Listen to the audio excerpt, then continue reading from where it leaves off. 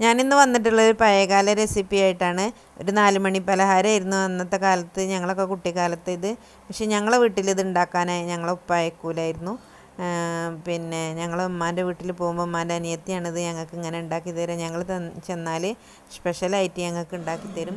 ഇപ്പോൾ ഈ ഗ്ലാസ്സിൽ കണ്ടാൽ ഇന്നത്തെ ഫലൂഡയൊക്കെ പോലെ ഉണ്ട്, പക്ഷെ അന്നത്തെ ഫലൂഡ ഇതായിരുന്നു. അതിൻ്റെ ഒരു ടേസ്റ്റ് പറഞ്ഞറിയിക്കാതിൻ്റെ അപ്പുറമാണ്. ഇപ്പോൾ ആരും ഉണ്ടാക്കൂല. ഞാൻ ഇപ്പോൾ മക്കൾക്ക് ഉണ്ടാക്കി കൊടുത്തപ്പോൾ അവർക്ക് ഭയങ്കര ഇഷ്ടമായിട്ടുണ്ട്. അപ്പം ഞാൻ അതിങ്ങനെ ഉണ്ടാക്കണമെന്ന് നോക്കാം.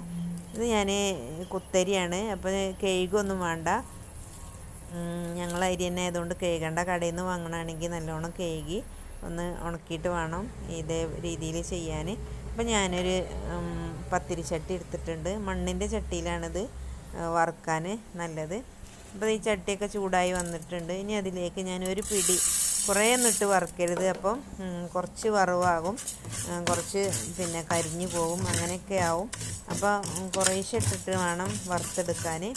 ഇതേപോലെ നന്നായിട്ട് ഇളക്കി വറുത്തെടുക്കണം. ഇപ്പോഴത്തെ മക്കൾക്ക് ഇത് എന്താണെന്ന് അറിയില്ല. അപ്പോൾ അവർക്കൊക്കെ മിച്ചർ, ചിപ്സ്, അങ്ങനെ പലഹാരങ്ങൾ, ഉള്ളിവട, പിന്നെ കട്ട്ലറ്റ് അങ്ങനത്തെ ഒക്കെയാണ് ഇപ്പോഴത്തെ മക്കൾക്ക് 4 മണി പലഹാരമായിട്ട് കൊടുക്കൽ.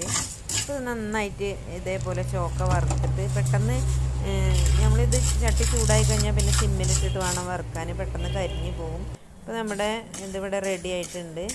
ഞാൻ എല്ലാ ഇതും വറുത്തെടുത്തിട്ടുണ്ട്, അരിമണി എല്ലാം വറുത്തെടുത്തിട്ടുണ്ട്.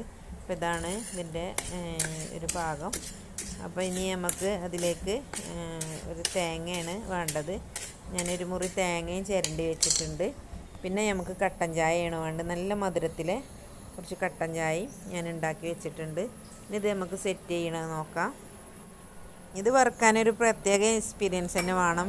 ഞാൻ വറുത്താലൊന്നും അങ്ങനെ ശരിയാവില്ല, കാരണം ചിലത് വേകും ചിലത് വേകില്ല. അത് നന്നായിട്ട് ഇങ്ങനെ കറുമുറാനെ കടിക്കാൻ കിട്ടണം. ഇപ്പം ഞാൻ 3 ഗ്ലാസ് എടുത്തിട്ടുണ്ട്. അതിലേക്ക് അത് അരിമണി ഇട്ട് സെറ്റാക്കുന്നുണ്ട്. ഇപ്പോൾ ഫലൂഡയൊക്കെ ഇങ്ങനെയല്ലേ ഉണ്ടാക്കുക. ഞങ്ങളെ കുട്ടിക്കാലത്തെ ഫലൂഡ ഇതൊക്കെ തന്നെയായിരുന്നു. അന്നൊന്നും ഐസ്ക്രീമും ഫലൂഡയൊന്നും അങ്ങനെ കിട്ടാത്തൊരു കാലമായിരുന്നു. ഇനി അരിമണി ഇട്ടതിൻ്റെ മുകളിലേക്ക് തേങ്ങ ചിരണ്ടിയതും ഇട്ട് കൊടുക്കുന്നുണ്ട്. പിന്നെ അത് ഇട്ട് കൊടുത്തതിന് ശേഷം ഇനി ചൂടുള്ള കട്ടൻ ചായ, മധുരക്കട്ട കട്ടൻ ചായ ഒഴിച്ച് കൊടുക്കുന്നുണ്ട്. അപ്പോൾ ഈ അരിമണി തേങ്ങയും പൊന്തി വരും. ചായ അടിയിലിങ്ങനെ ഊറിയിട്ട് കിടക്കും. അത് എന്താ പറയുക, അന്നൊക്കെ പിന്നെ കുഞ്ഞിപ്പഞ്ഞാണത്തിൽ ആയിരുന്നു ഞങ്ങൾക്ക് ഒഴിച്ചു തന്നിരുന്നത്. അങ്ങനെ കയ്യിലുണ്ട് മുക്കി കുടിക്കലായിരുന്നു. അപ്പോൾ അതാ ഞാനിവിടെ സെറ്റാക്കി വെച്ചിട്ടുണ്ട്. കാണാനും നല്ല രസമുണ്ട്. മക്കൾക്ക് കൊടുത്തപ്പോൾ ഭയങ്കര ഇഷ്ടമായി. നമ്മൾ ഇങ്ങനത്തെ ഒന്നും ഉണ്ടാക്കി കൊടുക്കാറുമില്ല. പക്ഷെ അരി വറുക്കാൻ പാടില്ല എന്ന് തോന്നുന്നു, എനിക്കറിയില്ല. ഞങ്ങളുപ്പ അങ്ങനെ വറുക്കാൻ അയക്കാറില്ലായിരുന്നു. പക്ഷെ എന്നെ ഇവിടെ കല്യാണം കഴിച്ച് കൊടുക്കുന്ന വീട്ടിൽ ഉണ്ടാക്കുമായിരുന്നു, അപ്പം കഴിക്കാറുണ്ടായിന്. ഇപ്പോൾ അതൊന്നും ആരും ഉണ്ടാക്കണില്ല.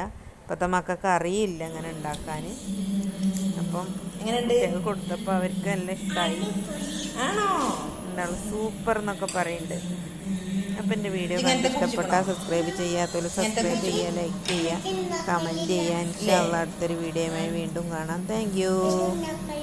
ഇതുണ്ടാക്കലില്ല, രസമുണ്ടോ? ഉണ്ടാക്കി തരാൻ പറയണം കേട്ടോ.